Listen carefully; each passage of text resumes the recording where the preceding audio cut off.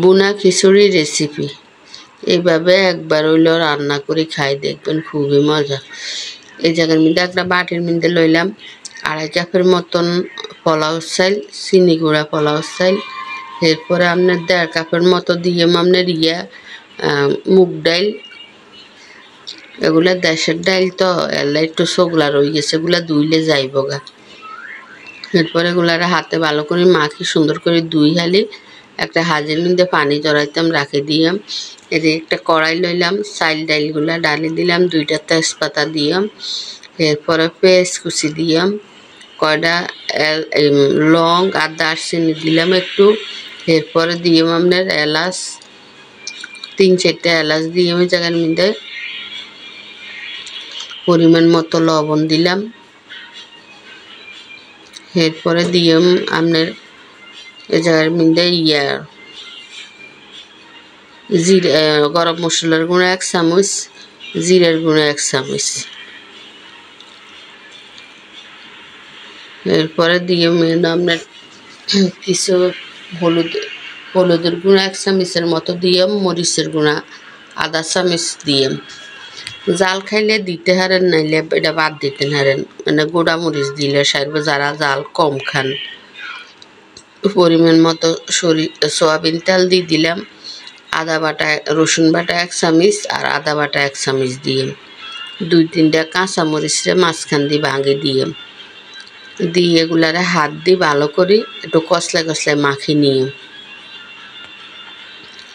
এইভাবে অনেকে তো অনেক রকমের করি চাইছেন, এইভাবে একবার হইল রান্না করে খাই দেখবেন, খুবই মজা।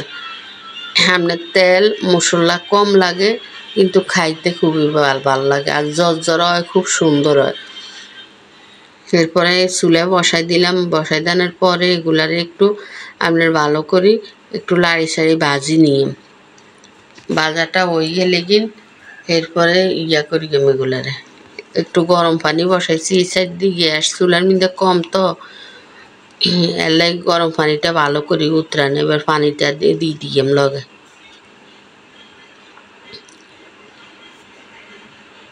আপনার তন খুশনির তন আপনার 1 ইঞ্চি উপরে পানি থাকলে তাহলে যে ঠিক মতন আপনার খিচুড়িটা হয়, এই মাপে দিবেন। অনেকে আছে অনেক রকমের মাপ দেয়, অনেকে বুঝে অনেকে বুঝে না, নরম করে হেলাই দেয় আর নইলে শক্ত থাই যায়।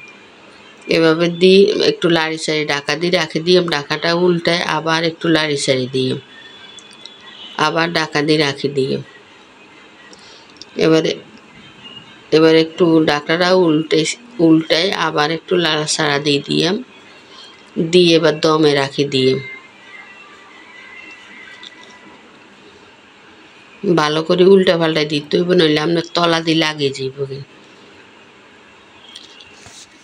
আমি একটা পাইপিনের উপরে বসাই দিই। আপনার ঘরে তাওয়া থাকলে তাওয়া দিতে পারেন, না নইলে এরকমভাবে পাইপিনে দিই। এরপরে ঢাকা দিয়ে বসাই দিবেন। এটা আমার খিচুড়িটা প্রায় রেডি হয়ে গেছে, আর অল্প সময় লাগবে, সিদ্ধ হয়ে গেছে এগুলা ডাইল শাইল। এই যে খিচুড়িটা আমার রেডি। যদি আপনার কাছে ভালো লাগে এই বুনা খিচুড়ির রেসিপিটা, তাহলে একটা লাইক, কমেন্ট, শেয়ার, সাবস্ক্রাইব করতে ভুলবেন না। অনেকে আছে অনেক রকমের কথা কয়, লঙ্গি ভঙ্গি দিয়ে কথা কইতে পারে, আপনারা সাবস্ক্রাইব করেন। আমরা সাদা সিধাভাবে কথা কই, সংসারিক মানুষ, আপনারা কেউ সাবস্ক্রাইব করেন না। যদি ভালো লাগে তাহলে একটু সাবস্ক্রাইব করে দিন। আসসালামু আলাইকুম।